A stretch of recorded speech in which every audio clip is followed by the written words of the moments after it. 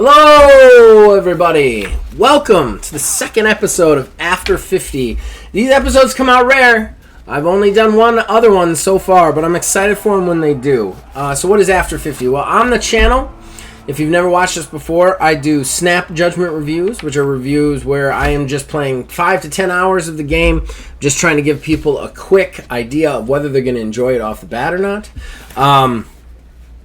Whereas I just decided that the games that I really love, that I end up sticking with for more than 50 hours, it might be interesting to go back to them, kind of re-look at them. So I am looking at a doozy today. This game has been with me for 8 years. I was an early adopter of this game. I have been off and on this game repeatedly. Every time I try and quit this game, it comes back. So I'm kind of interested to see...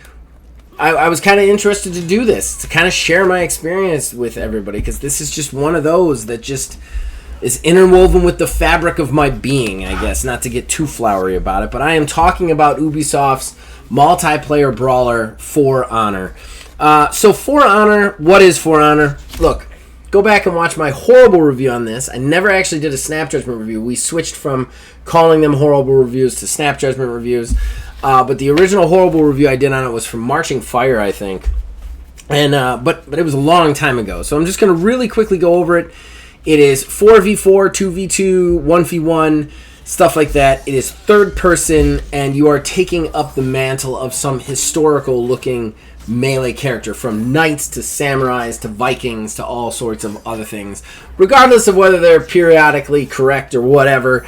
This game just kind of puts them all in a fantasy world and throws them at war. So that's what you do. You just go in and you fight other people. It is competitive multiplayer all the way and has been since its beginnings. I have to also give my history with this game. So this is going to be a little bit of a story time. Bear with me, but this game, I bought this game 2 weeks after its release, okay, which was, I think, roughly 8 years ago at this point, and I loved it from moment one. Loved it so much that I was willing to look past so many flaws when this launched, and Ubisoft has this terrible kind of history of releasing a multiplayer game that it just broken or messed up, and then sticking with it and fixing it to make it something special, a la Rainbow Six Siege and a la For Honor. For Honor is an example I use all the time of like a game comeback. Of course, everybody likes to use No Man's Sky out there. Of course, it's the biggest video gaming comeback ever in gaming, I think. I don't think anything will ever replicate it, but before that, there was Rainbow Six Siege and For Honor. Both of these games launched in absolute train wreck situations.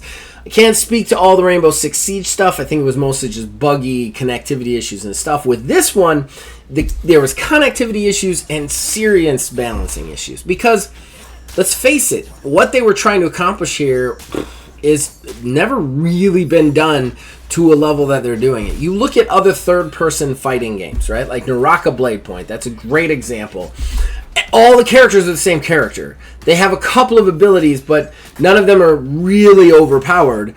Whereas this one, the very basis of the fighting style, but they all have the same basic moves in Naraka. With this, the very basis of the fighting styles on every one of these characters is completely different. From your gladiator who uses a buckler and a trident and picks at your opponent while disorienting them with weird footsteps and punches, to a peacekeeper assassin who shanks people and side dodges, to your just straight up brawling Viking. There's so many different fighting styles in this. It's really hard to get it right. So they had serious balance issues, and for whatever reason, they decided to do peer-to-peer internet in the beginning.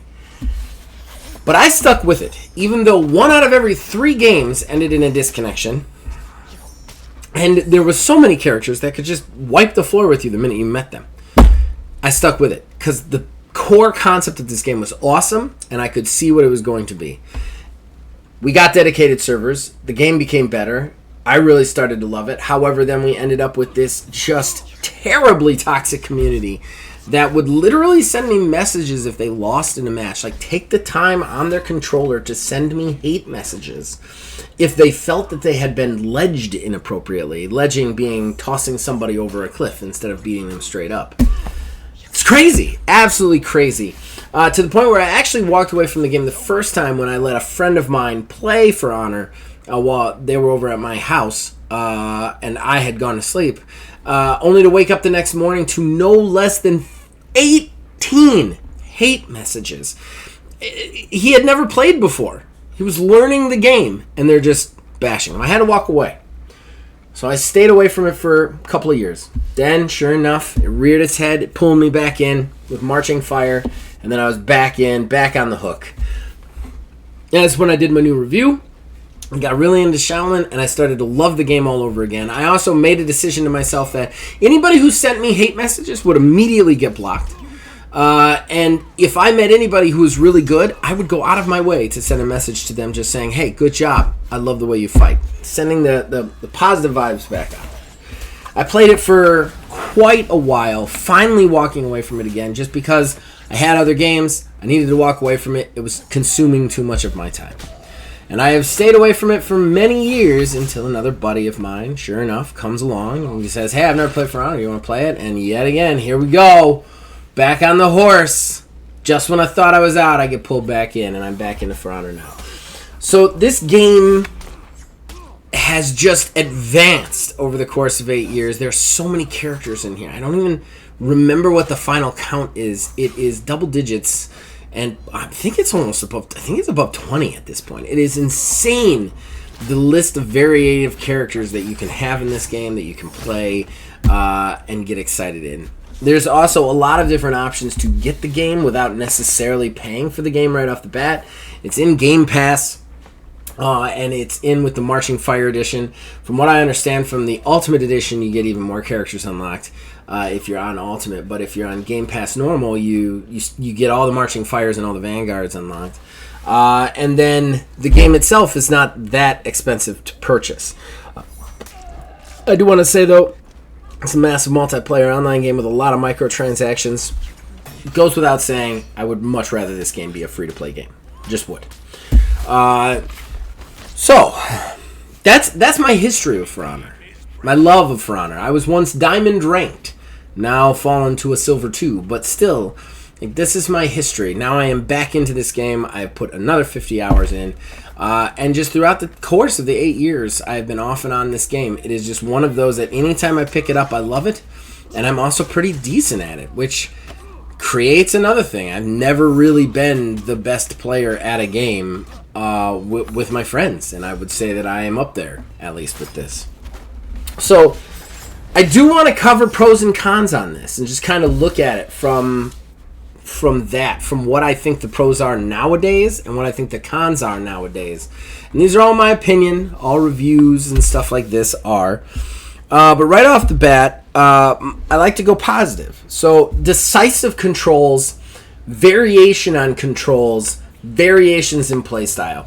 Look, it's a third-person fighter, 100%. However, if you have a certain fighting style for a third-person fighter, this game covers it. There is a character for you out there, I promise, from your defending knight guys with behind the shields to your super heavy, mix-up intensive, aggressive attackers. There is everything in between, and that's what's really cool about this. If you play this game enough, and if you do training enough, you're going to find a character that speaks to you, that allows you to get into the rhythm and really start feeling the game. And that's something I like. That's also my next pro is character variation. Like I said, there are so many characters in this. So many characters. There's just so many options of what to play. There are some negatives about this, which we'll talk about in the cons. But overall, it's just really, really cool how much you get to try here. And then, of course, my next pro is 8 years support. How many games out right now have had 8 years of continuous support? I am sure that Ubisoft support has waned a bit, especially since the Warrior's Den, which was their 2 2-hour announcement show was on weekly on Thursdays. It is now relegated down to like once every 3 weeks, I think. But still, 8 full years of support. That's crazy. What games get that? And this is something that I've been speaking a lot about on this channel, on my podcast, Horrible Gaming Podcast, Stealth Plug. Check it out. Usually post Wednesday mornings. Trust. Games as a service require trust. They require trust between the consumer and the producer. That's what they require. So many of these games as a service, like Suicide Squad and all these other ones that just try to do a games as a service, then immediately quit on it. Ubisoft, at least when it comes to Ubisoft For Honor and Ubisoft Rainbow Six Siege, have stuck with these games since they released them, continuing to further them and create new and better support for these games. To the point where I don't know that we'll ever see a For Honor 2 or Rainbow Six Siege 2. And I hope we don't. I hope they just keep making these better and keeping up with the technology and adding more to these games. I think everything they've done has been absolutely superb with that. All right, my next pro is going to quickly edge into the beginning of my cons, and that would be straightforward microtransactions. Look, I recently played Skull and Bones more than 50 hours, and eventually I'm going to do an after 50 on that. It is also an Ubisoft game. Skull and Bones involves 3 different battle passes. Okay, For Honor has 3 different battle passes. But Skull and Bones also has no less than 6 different currencies, including battle pass tokens, sovereigns, pieces of 8, normal gold, normal silver. There are so many currencies to keep track of in that game. It is frustrating beyond recognition. And while I think Skull and Bones has done a lot of innovation on the games as a service front, the number of currencies is not innovating. It is confusing, irritating, and annoying. And you often forget what you can buy for what, and it is very frustrating. With For Honor, there is steel. That is it. That's what you earn, and you will earn it on every match that you play in multiplayer. Period. You earn. That's it. You compile it into your pool, and everything you purchase, from the extra executions for each character to the characters themselves, to the equipment that they use, are purchased with steel. Period. I really enjoy this. I like the fact that I am just earning one thing, and that's it. I mean, you could make an argument that they do have 3 battle passes, and you could also make an argument that experience is kind of a level of currency. But at the end of the day, you compare this to most games of service out there, it is as simple as play, earn. Play, stuff go up, get stuff. Period. There's nothing else to it. You know, you play Naraka Blade Point, there is tons of like little extra things you've got to jump into menus with between games, where it's not just the battle pass, but you also got to go over here to this event and click this, and it's a randomizer and it's a spinner. And then you got to go over to this one, and it's like 3 boxes you've got to pick from. And then it's another one over here where you've got to collect 4 different colors to unlock a picture to get a thing. That stuff's confusing, it's irritating, there's no place for it. It sucks. With For Honor, it is play game, get stuff, stuff go up, get stuff. But period. And I enjoy that. However, that's going to bring us right into the cons. And my biggest negative, which is how heavy the microtransactions are and how expensive the microtransactions are. I do not remember them being this expensive when I played before, but I could be wrong. So they've even added microtransactions to the normal base characters. So just so you guys know, when you first bought this game, when it first released, there were 3 factions: Vikings, Samurais, Knights. Each one of those factions had 4 characters, right? You had a Vanguard, which is your straightforward fighter. You had an Assassin, which is a quick, faster fighter. You had a Heavy, which is your big, stalwart fighter. And then you had a Hybrid, which is some sort of like mishmash of one of the 2 other classes. They all had that. You got all 4. That was 12. 12 characters right off the bat. You got them, period. Now, things have gotten way more confusing. If you get the Marching Fire Edition, which is what I got through the PC Game Pass, I have the 4 Vanguards completely and totally unlocked for customization. So Viking, Plus, they've added a new faction, the Wulin faction, and they've added another faction, which I don't think is an official faction, but it's called the Wanderers, I think, or Outcasts. And it's just these random characters from different time periods. There's an Egyptian guy, an Aztec guy, a pirate, and I think like a Middle Eastern warrior, like a Krav Maga mace character. I'm not sure. Nonetheless, those 4 are in that. So you got 5 factions now. With all of the characters in the Outcasts, 15,000 steel. Back in the day when they came up with a new character, it would be, I think it was 8,000, if I remember correctly. But then once that came out of it, it would be 10,000. Or it would be 10,000 when it started, and then it dropped to 8,000 when the next character came in. With the Mulching Fire, you get the 4 vanguards from the Wulin faction, the Knight faction, Viking faction, Samurai faction. And then you get all the Wulin characters, but then everything else is also locked behind a 500 seal. You can play the original 12 characters, but you have to spend 500 seals to be able to customize them, like do gears, do abilities. Otherwise, you're just playing with the base character out the gate. That's annoying. That's really annoying. Plus, like I said, the newest characters are 15,000. While the old new characters, like the Gladiator and the Highlander, the stuff that was added post-game DLC, is 10,000 steel.